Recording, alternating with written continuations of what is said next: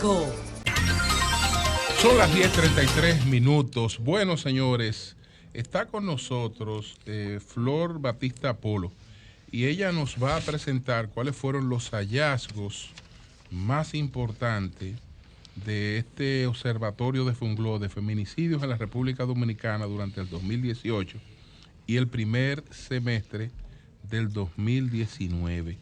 Vamos a ver qué hallazgo tiene Funglo de su observatorio sobre esta temática. Buenos días, adelante. Buenos días, muchas gracias a ustedes por permitirnos este espacio para tratar un tema tan importante como son los feminicidios. Y lamentando que hasta el tiempo que llevamos en noviembre vamos con 11 mujeres menos en el país. O sea, el mes de noviembre. Exactamente. Sí, ¿cuáles son los hallazgos 11, más? 11 menos. Eso fue en este La mes. matan ahora en este mes de diciembre. ¿Cuáles son los hallazgos Perdona, de este no. estudio? No, 11 11 feminicidios mujeres adicionales. muertas en Ok. noviembre. En menos de un mes. En menos de un mes. Exactamente. Que Ok. recuerdes, feminicidios en que menos de un mes. recuerdes. Ok, vámonos a los hallazgos, a los hallazgos del estudio, que tenemos un poquito de tiempo.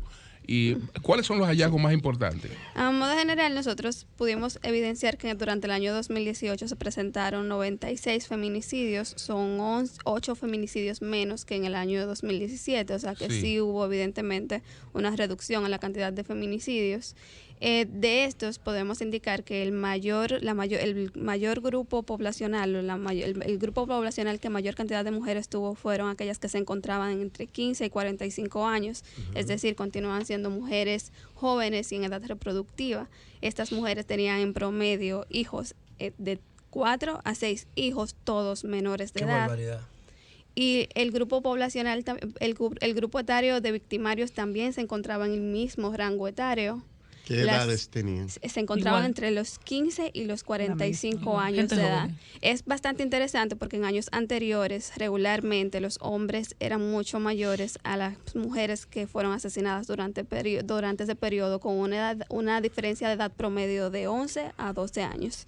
Entonces, las armas utilizadas también este año continúan siendo las armas las armas blancas con 40%. Te refieres al 2018, ¿verdad? Sí. Exactamente, esto en comparación Armas con los blancas, periodos 40%. 2016 y 2017. Que El eran estudio fuego, de este año, por ejemplo, armas blancas. es mucho más amplio porque nos permitió evaluar los proyectos de ley algunos proyectos de ley que se han sometido al Congreso Nacional, también la situación que hay en América Latina respecto a esto y la evolución respecto a las características que les he mencionado anteriormente durante los años 2016, 2017, 2018. ¿Analizaron y el primer semestre. ustedes, vieron, por ejemplo, la presencia de alcohol, de drogas, si las armas eran legales o ilegales? ¿Pudieron?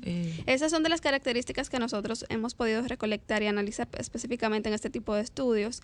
De los 96 feminicidios que ocurrieron en el 2018, en 6% de los casos se pudo determinar que hubo presencia de alcohol en el victimario al momento de ejecutar la acción. Y en cambio también es importante indicarlo que de estas 96 mujeres, al menos 15 habían presentado denuncias o querellas por 15 violencia de género solamente. y 9 tenían órdenes de protección. Wow. Cuando comparan los Baja. datos que ustedes obtuvieron con las estadísticas que ofrece la Procuraduría, ¿qué encontraron? La Procuraduría General de la República ha presentado durante el 2018 88 feminicidios en el país. Nosotros tenemos 96. Entonces estamos hablando de una diferencia de 8 casos. ¿Y por qué? Específicamente. Esto tiene que ver con una diferencia en la metodología que se utiliza para recolectar la información. Lamentablemente, la Procuraduría General de la República solamente reconoce los feminicidios íntimos porque en el país no existe una ley que reconozca la figura del feminicidio como tal y que pueda indicarle a la institución cuáles son los casos o las circunstancias en las que se puede determinar si es un homicidio de mujer o un feminicidio. Describamos ¿Y cuál sería el la feminicidio diferencia? Feminicidio, íntimo. El ¿cuál? feminicidio íntimo es aquel que es perpetrado por la persona que era o pretendía ser la pareja sentimental de la víctima.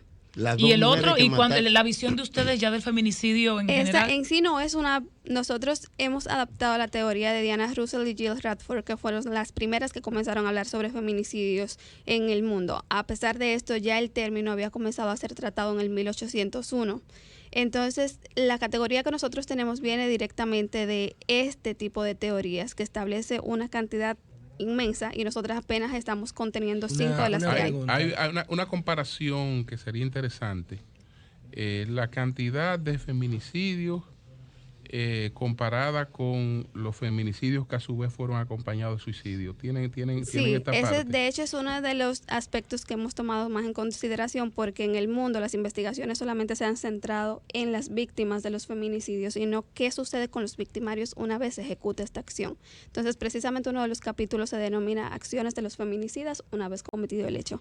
Ahí nosotros pudimos evidenciar que en su mayoría, al menos el 60% de los casos, los victimarios inmediatamente mataron a la mujer, se escaparon.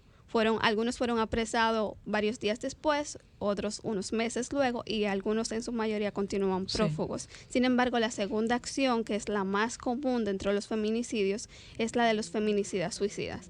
De eso nosotros tenemos un 28% de los casos donde un hombre inmediatamente mató a una mujer, entonces terminó con su vida o lo intentó. No quedó claro. Feminicidio íntimo, en base a la metodología de la Procuraduría, realizado por la expareja, la pareja actual o aquella persona que pretende ser pareja. Exactamente. Entonces, ¿ustedes qué incluyen además de eso? Nosotros, además de los feminicidios íntimos, en base a la teoría de Diana Russell y Jill Radford, tenemos los feminicidios perpetrados por desconocidos, que son también aquellos donde la víctima antes de morir fue precedido de un acto de violación sexual o alguna agresión que evidencia alguna razón de género. También están los feminicidios cometidos por conocidos de la víctima y sus familiares, los feminicidios cometidos por familiares y los feminicidios infantiles, que es la última clasificación que se está estudiando actualmente en América Latina. ¿Hacen ustedes alguna recomendación partiendo de que están analizando el tema desde hace